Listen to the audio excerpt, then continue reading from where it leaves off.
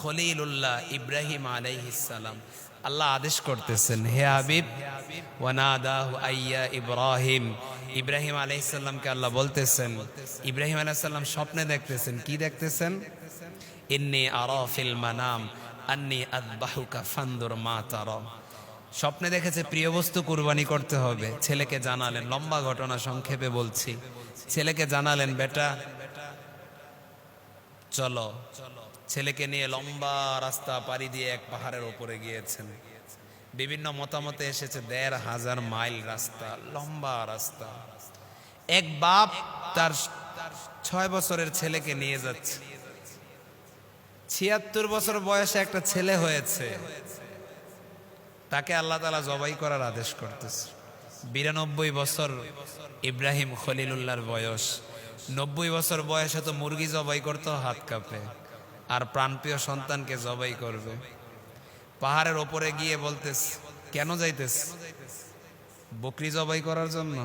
না না না, নিজের প্রাণপ্রিয় সন্তানকে জবাই করার জন্য। হ্যাঁ, আরে বাচ্চা বাচ্চা তো আরেকজনের হলেও মায়া লাগে। শিশু বাচ্চা যদি আরেকজনেরও হয় তাও তো মায়া লাগে। ইসমাইলের মতো ফুল, হায় হায় হায়।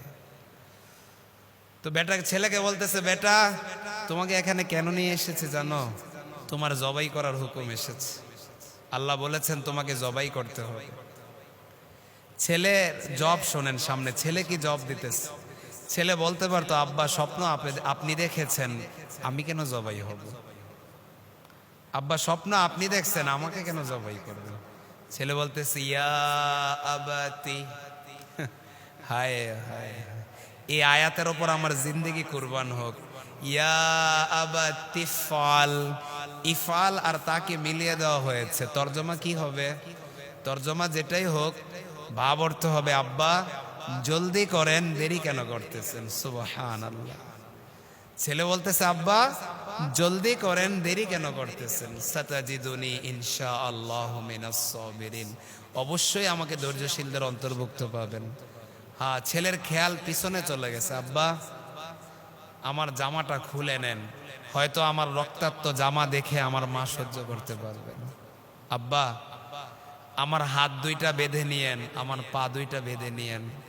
জবাই করার সময় যদি জবাইয়ের কষ্টের কারণে আমার পা নড়াচড়া করে আপনার পায়ে লেগে যায়, বেয়াদবি হয়ে যায়, আব্বা আপনার চোখ দুইটা বেঁধে নিয়েন।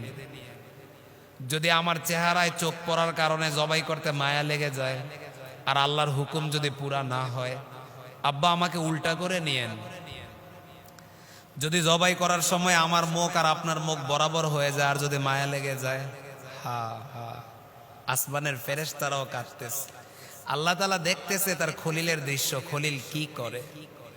ছেলেকে হাত পা বেঁধেছে, বাপ সন্তানের হাত পা বেঁধে নিজের চোখ বেঁধেছে।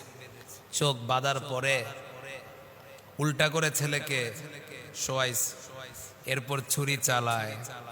ছুরি চলবে কোত্থেকে আল্লাহর হুকুম যদি না হয়? আগুনে পোড়াবে কিভাবে? আগুনের মালিকের হুকুম থাকতে হবে না? মাছ খাবে কিভাবে? মাছের মালিকের হুকুম থাকতে হবে না? তো ছুরি চলবে কিভাবে? ছুরির মালিকের হুকুম লাগবে না? ইব্রাহিম আলাইহিস সালাম ছুরি চালায়, যত শক্ত করে চালানোর চেষ্টা করে ছুরি তো চলে না। এবার ইব্রাহিম আলাইহিস সালাম চোখ খুলে, সামনে একটা পাথর ছিল, ওই পাথরের ওপর ছুরিকে ধার করতেছে। প্রাণপ্রিয় সন্তানকে সামনে রেখে পাথরের ওপর ছুরি ধার করতেছে। ওফো, দুনিয়া এমন করুণ দৃশ্য এর আগে কখনো দেখেছে কিনা? ইতিহাসে এই করুণ মর্মান্তিক ঘটনা আর আছে কিনা? উলামায়ে কেরাম কিতাবের ভিতরে লেখেন, কুরবানির জন্তুকে সামনে রেখে তার সামনে ছুরি ধার করা নিষেধ। কুরবানির জন্তুর কষ্ট হবে। আর কলিজার টুকরা ছেলেকে সামনে রেখে বাপ ছুরি ধার করতেছে। আল্লাহ বলতেছে, জিব্রাইল, আমার খলিলের ভিতরে জালাল চলে আসছে। আমার খলিলের ভিতরে আমার ইশকর মোহাব্বতের স্ফুলিঙ্গ তেজোদ্দীপ্ত হয়ে গেছে। ইব্রাহিম, জিব্রাইল, আমার খলিল আমার মোহাব্বতে বেকারার হয়ে গেছে, দেওয়ানা হয়ে গেছে। দেরি করতেছে কেন? যাও জান্নাত থেকে দুম্বা নিয়ে হাজির হয়ে যাও। ছুরি দাঁড় করার পরে চোখ বেঁধে এবার ছুরি চালায় ইসমাইল আলাইহিস সালামের গলায়। এখন ছুরি চলতেছে। ইব্রাহিম আলাইহিস সালাম খুশিতে চোখ খুলে দেখে ছেলে তো নাই, দুম্বা জবাই হয়েছে। জিব্রাইল ছেলেকে নিয়ে পাশে দাঁড়িয়ে আছে। তো ইব্রাহিম আলাইহিস সালাম আসমানের দিকে তাকায় বলতেছে, আয় আল্লাহ, আপনি কি আমার ওপর নারাজ হয়ে গেছেন? আপনি কি আমার কুরবানি কবুল করেন নাই? আল্লাহ বলে, ইব্রাহিম পাশ, ইব্রাহিম পাশ হয়ে গেছে।